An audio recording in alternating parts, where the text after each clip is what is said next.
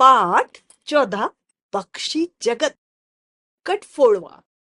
आप सोच रहे होंगे कि कठफोड़वा क्या है। कठफोड़वा का अर्थ होता है कास्ट या लकड़ी। फोड़वा का अर्थ होता है फोड़ने या तोड़ने वाला। यह पक्षी पेड़ के तने पर चंचू प्रहार करके उसमें अपने रहने का स्थान बनाता है, अपना परिवार बढ़ाता है। इस प्रकार लकड़ी को फोड़ के अथवा तोड़ के इसने अपना नाम चरितार्थ किया है। या पेड़ के तने के नरम या पोले स्थान पर प्रहार से गहरा गड्ढानुमा स्थान बनाकर घोंसले का रूप दे देता है। कठफोड़वा की चोंच बड़ी नुकीली और कठोर होती है। यह कील की भांति पेड़ पर ठोक ठोक कर इससे कार्य लेता है। ऐसा करके यह सभी स्थानों पर घोंसला नहीं बनाता, अपितु जहाँ भी इसके शिकार लकड़ी की सतह के नीचे या पीछे छिपे होते हैं, उनका भक्षण करने के लिए यह खोद खोद कर उन्हें निकालता है। लकड़ी की सतह के पीछे कुछ कीड़े मकोड़े छिपे होते हैं, यह उन्हें निकाल कर खाता है। यह एक सुंदर पक्षी है।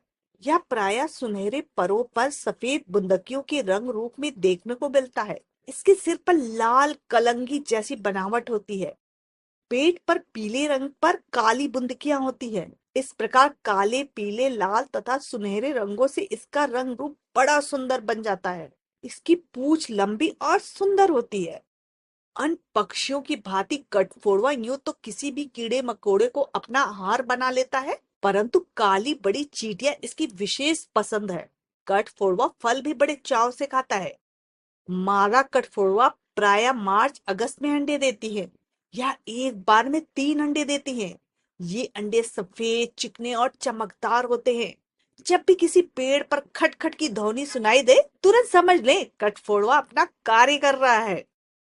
चील। चील सभी की जानी पहचानी पक्षी है। यह हर जगह दिखाई देती है।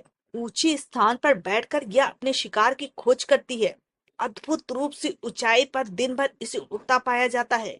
इतनी ऊंचाई से दूर दूर तक दृष्टि पहुंचाकर यह अपने शिकार तक पहुंच जाती है। मुर्दा पशुओं का मांस इसका प्रिय भोजन है। यह एक आक्रमणकारी पक्षी है और बड़ी धीरता के साथ आक्रमण करती है। अवसर मिलते ही यह झपट्टा मार के मनुष्य के हाथ से भी खाने की चीजें ले उड़ती है। इस कार को यह इतने फुर्तीले और सधे रंग से करती है कि इसका झपट्टा व्यर्थ नहीं होता। पंजों में वस्तुएं दबाकर ले उड़ती है। यह बहुत चतुराई और निडरता से काम लेती हैं। इस कार्य के लिए कोई विशेष स्थिति निर्धारित नहीं होती, अपितु यह सदैव तैयार रहती है। इसके शरीर की लंबाई 2 फुट अर्थात 24 इंच तक होती है। इसके पैर छोटे और पीले रंग के होते हैं। चील का रहन सहन बहुत गंदा और बेढंगा होता है, इसलिए कोई इसे पसंद नहीं करता। इसकी चोंच टेढ़ी नुकीली एक हथियार की तरह होती है तथा आंखें तेज और डरावनी होती है। चील गांव या शहर के ऊपर प्रायः ऐसे क्षेत्रों पर मंडराती हैं जहां गंदगी का फैलाव हो। जहां गिद्धों के झुंड मुर्दा जानवरों को खा रहे होते हैं, वहां 2-4 चीलें भी अवश्य मौजूद रहती है। ये मुर्गियों के चूजों को विशेष रूप से अपना निशाना बनाती हैं। चील की घोंसले ऊंचे और खुले स्थानों पर पाए जाते हैं जिनमें बिजली के बड़े खंभे और ऊंचे वृक्ष सम्मिलित हैं। ऐसे स्थानों से यह भली प्रकार उड़ान भर पाती हैं। पतली लकड़ियों और कटीली टहनियों को परस्पर गूंथ कर रस्सियों के टुकड़ों, लोहे के पतले छोटे तारों, गुदड़ों तथा पत्तियों से अपना घोंसला बनाती हैं।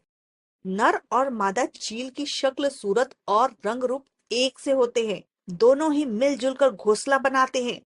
मादा चील एक बार में 4 अंडे देती है। नर और मादा दोनों मिलकर अंडे को सेते हैं। चील एक प्रकार से सफाई का कार्य करती है, अतः यह हमारे लिए लाभदायक है। यह बस्तियों के आसपास पड़े पशुओं के शवों और बीमारी फैलाने वाले गंदी पड़ी वस्तुओं को आहार के रूप में ग्रहण कर सफाई करती रहती है। इसकी उड़ान बड़ी प्रभावी होती है। आकाश में ऊपर पहुंचकर बिना पंख हिलाए या गोल गोल चक्कर काटती रहती है। इसकी शक्ति, स्फूर्ति और हल्केपन से हवा में उड़ने की इसकी कुशलता का अनुमान सहज ही किया जा सकता है। उल्लू। उल्लू के नाम से सभी परिचित हैं। यह बहुत कम दिखाई देता है तथा बहुत कम उड़ता है।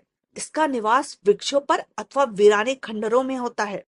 उल्लू का सिर बिल्ली की तरह गोल, मुंह चपटा, कान बड़े, आंखें बड़ी व गोल और कुछ पीलापन लिए होती है। अन्य पक्षियों की भांति इसकी आंखें सिर के दाएं बाएं न होकर ठीक सामने होती है। इसलिए यह केवल सामने की वस्तुएं देख पाता है। इसकी गर्दन बहुत लचीली होती है, जिसके कारण यह अपने दाएं बाएं भी देख लेता है। यह एक निशाचर माना जाता है। निशाचर अर्थात रात्रि के समय विचरने वाला। इसे अंधेरे में खूब दिखाई देता है। इसकी सुनने की शक्ति भी बड़ी तेज होती है। घने अंधेरे में जब उल्लू को कम दिखाई पड़ता है, तब वह शिकार की आहट पाकर उसे धर दबोचता है। उड़ते समय इसके पंखों की आवाज नहीं होती और सन्नाटे में शिकार को इसके आने का पता नहीं चल पाता। इस प्रकार यह आसानी से अपना शिकार कर लेता है। इसकी आवाज बड़ी कर्कश और डरावनी है, जिसे तिरस्कार भी मिलता है। उल्लू संसार के सभी देशों में पाया जाता है। इसकी अनेक जातियां हैं। भारत में भी उल्लू की कई जातियां पाई जाती हैं। एक जाति के सिर पर सींग जैसे दो गुच्छे लगे होते हैं। इसे घुघु के नाम से जाना जाता है।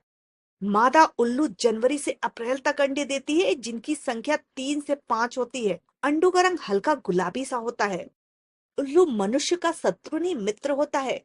यह खेती और फसलों को हानि पहुंचाने वाले जीवों का शिकार करता है, जिनमें चूहे, गिलहरी, मेढक, सांप, छिपकली, कीड़े मकोड़े आदि प्रमुख है। इनका आहार बनाकर यह मनुष्य जाति की सेवा करता है।